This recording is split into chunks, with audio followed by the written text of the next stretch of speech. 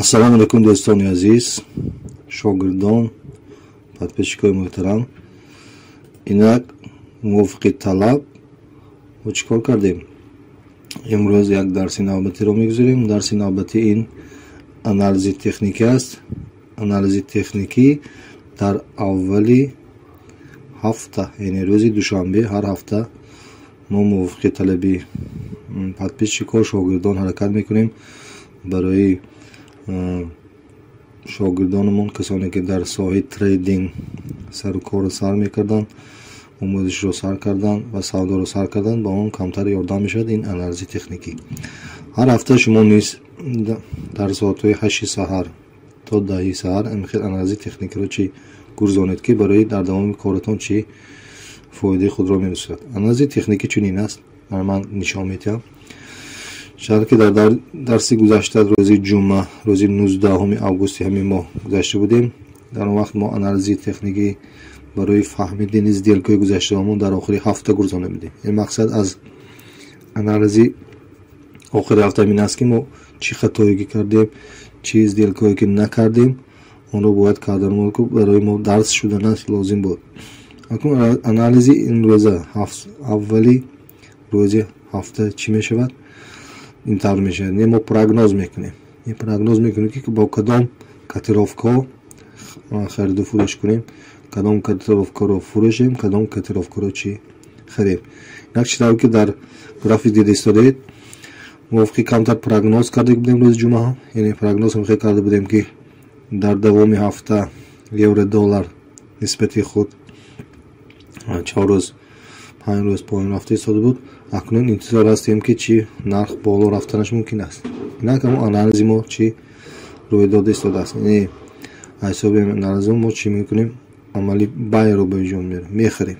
ин котировки нисбати евро долларро чӣ кунем? Мехарем. акнун мехарем, мегӯем, лекин намехарем, чунки баъд аз мо чӣ кор гуфтем? 2 соат фақат анализ мекунем, баъд аз обед, баъди нисфи рӯзӣ баъд харидану фурӯхтану сар мекунем. барои мо ҳамчун чӣ аст? Прогноз аст. Ина бинед, агар прогноз кунем, дар ҳақиқат евро доллар камтар чӣ шуда истодааст? Баланд шуда истодааст. Агар дар тайм фрейм 1 соата бинем, евро доллар камтар баланд шуда истодааст. хай инро барои худ касб карда мегирем ки мехарем гуфта. мехарем. Тренд боло шуданаш мумкин аст. Прогноз кардем. акнун нисбати фунт стерлингро мебинем.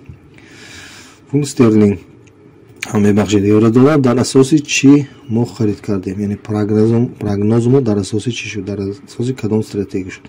Дар асоси стратегия чӣ? Стратегия стахастик. Яъне нарх поён рафт, перепродажа шуд. Уровни перепродажа, яъне тамоми трейдерро, тамоми фурӯшанда фурӯхта шуданд, нарх поини худ ба омад, уровни 20% бе. Дар инҷо чӣ вероятности баландшавии нарх аст?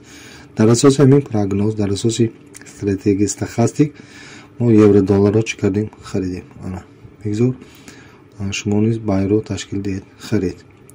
ва дар асоси чӣ? Дар асоси позитсиони трендинг ҳам точка поддержки ҳамҷо ба умда истодааст. Яъне аз ин пеш ҳам дар ҳамин нуқта, тахминан дар ҳамин нуқта точка разворот шудагӣ, яъне курс паст шуда омда, баъд чӣ шудагӣ? Баланд шуд. Яъне ҷое ки нисходящи тренд ба восходящи табдил меёбанд, онро чӣ мегӯянд? Точка поддержки.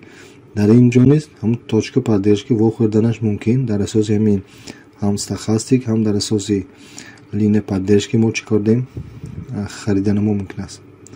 бигзор ман мехарам, лекин шумо нахаред, шумо баъд аз нисфи рӯзӣ харидан сар кунед. ман мехарам, бигзор харидам. анакнун давомаш евро фунт стерлинг долларро мебинем. дар ин ҳолат низ яъне вероятности баландшавии курс ҳаст, вероятносташ ҳаст. барои чӣ? барои он ки уровень ба перепродажа расидагӣ ҳама фурӯхта шуданд. акнун ҳама чӣ? хариданашон ҳам мумкин аст. аз рӯи точка поддержки ҳам дар як муддати гузашта, кадом рӯз? рӯзаш ҳам дар ин ҷо таъин ҳаст. рӯзи 18 яъне қариб тахминан 1 моҳ пеш аз ин ҳамин чиз такрор шудагӣ, яъне нарх омада истода, дар инҷо точка разворот тренд дигар шудагӣ. Дар инҷо низ вероятности тренд дигаршавӣ ҳаст, бинобар дар инҷо чӣ мекунем? Боз мехарем, байро зер мекунем. албатта камтар интизор мешавем, баъд аз нисфурӯзӣ харидан сохем. ҳозир фақат чӣ аст? Анализ аст. акнун войсаи японский доллар. дар инҷо мо анализ мекунем ки перекупленность растаги, яъне уровни перекупленность растаги аст. дар инҷо мо метавонем чӣ кунем? Фурӯшем. мана таймфрейми 1 соатро бинем. дар инҷо аллакай чӣ нарх поён шуда истодааст. шумоам натарсида метавонед объёмро камтар истода ба сел ва фурӯш табдил диҳед. акнун воситаи канадский дар инҷо низ шумо метавонед харида фурӯхта мебахшед, фурӯхта метавонед, лекин дар инҷо интизор мекашед. дар инҷо ҳоли нофаҳмо аст. инашро мебинем. воситаи рӯ дар инҷо низ мо гуфта будем ки дар уровни чӣ растагӣ? Продажа растагӣ дар инҷо низ вероятности баландшавии қурб аст. вақте ки таймфрейми 1 соатро бинем, дар ҳақиқат чӣ баланд шуда истодааст, яъне 1 соат боз қурб баланд шуда истодааст. дар нисбати тилло мебинем, тилло нисбати доллар.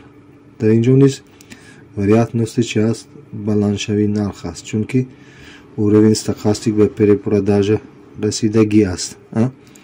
бинед инҷо вақте ки бурид боло, албатта хариданро чӣ сар мекунем? Тайёр мешавем ба чӣ? Ба харидан, ба амали бай. чунки вероятности чӣ ҳай? Баланд рафтани қурби асрори тилло аст. акнун чӣ хел ки дар дарси гузашта гуфта будем, нисбати тилло ду котировка сахт вобаста аст, яъне вобастаи мусбӣ дорад. тилло баланд шавад, инҳо баланд мешаванд. кадом котировка? Австралийский доллар ва новозеландский доллар. ҳарду ҳамин ба ҳамин чиз чӣ наздик аст. бинем дар ҳақиқат низ котировки австралийский доллар чӣ нарх баланд шуда истодааст. бичи свеча ҳосил шудааст, яъне нарх баландшавӣ аст. новозеландский доллар ҳам низ баландшавӣ аст. бинобар ин дар асоси ҳамин анализҳо мо дар инҷо низ метавонем чӣ кунем? Харем. метавонем дар инҷо харем. албатта ин маслиҳати ман ҳаст, пешниҳоди анализи ман ҳаст, лекин ҳар як шахс худаш бо хулоса бароварда чӣ анализ карда ба як хулоса омада анализ кунад. лекин маслиҳати фикри ман аст, маслиҳати ман аст, стратегияи ман аст. касе ки хоҳад тақлид кунад, касе ки хоҳад боз худаш камтар анализ карда хулоса барорад. лекин пешниҳоди ман ҳамин аст, тавсия медиҳам ҳамин. анакнун мебинем дар ҳолати таймфрейм 1 соата фаромада истодааст. ин 1 соата коррексия мешавад, ба боло меравад, коррексия мешавад, ба боло меравад. бинобар ин мо харидан мегирем, амали байро зер мекунем. австралийский доллар низ амали пешниҳод мекунам ки харед шумо ҳам, чунки вероятности баландравии қурби асрор ҳаст. аллакай ман биткоинро харида будам, мана камтар коррексия шуда баъд чӣ боло рафта истодааст. биткоинро ман харидагӣ, коррексия чӣ боло рафтанаш мумкин аст. ман прогноз кардам ки боло мешавад, бинобар ин ман ду сделкаро чо кардам, бай кардам, харидам. биткоин низ чӣ вероятности чӣ баландшавии нарх аст. дар асоси чӣ? дар асоси анализи ҳам стохастик, ҳамон стохастик аллакай аз поён боло бурид. дар асоси ҳамин чӣ баландшавии қурб аст. бо дар кадом асос? дар асоси импулс. вақте ки импулси сахт ҳосил шуд, дар чӣ асоре ки набошад, баъд аз импулс ҳосилшавии нарх ба вақти худ баргаштанаш аст. яъне вақте аз он ки импулс шуда поён рафт, нарх ҳамихел хосият дорад ки бо аввал ҷои худашро чӣ гирад, чунки дар инҷо импулс дар муддати кӯтоҳ якбора қурб чӣ поён рафтагӣ. баръаксам вақте ки якбора қурб боло мерад дар муддати кӯтоҳ, импулс мегӯянд намашро, нарх бо қобилияти баргаштан ба уровни худро чӣ дорад. дар асоси ҳамин анализи ҳам мо чӣ кор кардем? Харидем. ман харидам, ман интизор мекашем. баъд ман ба шумо вақте ки фоидаро ба даст овардам, ба шумо видеонаворро нишон медиҳам ки дар ҳақиқат прогнози мо оправдат кард, то'g'ri омад, дуруст омад ё не.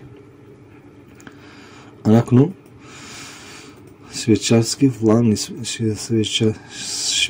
франк нисбати японский йена дар инҷо низ мебинем.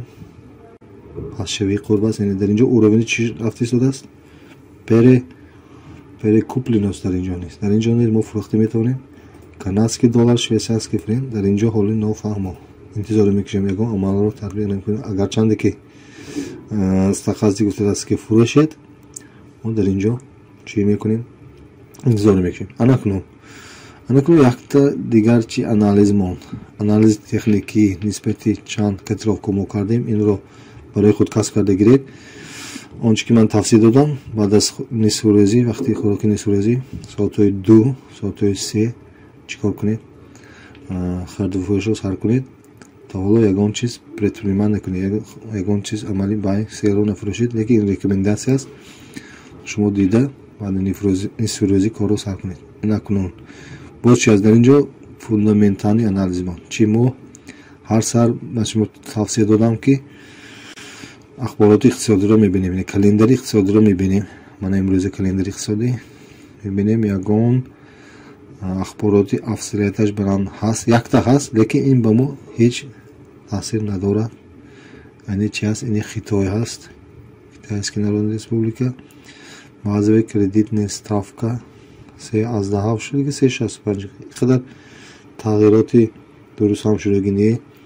баъд ба ин котировки мо ягон таш дахлаш не, чунки мо котировки юан ки кор накарда истодем. дар инҷо юан нест, ба мо дахлаш нест. ба он котировка аҳамият метиҳем ки дар онҷо фунт стерлинг бошад, давлати Германия бошад, Великая Британия бошад, Америка бошад, аҳамият метиҳем. дар инҷо ягон ахбороти қобилияташ 3 нуқтадор, яъне афзалиятнокаш баланддор нест.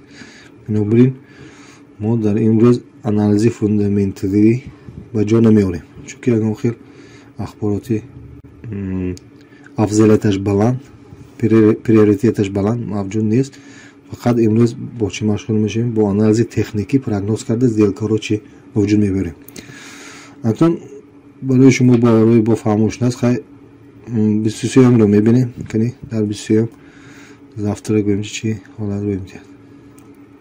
мана пагоҳ бенӯяд барои анализи фундаменталӣ айни муддао аст. бинед ахборотҳои 3 нуқтадор, яъне приоритеташ баланд, афзалиятнокиш баланд, таъсирнокиш ба евродоллар баланд мешаванд. инҳо албатта интизори кашида соатҳои 2-3 сделкаро оғоз мекунем.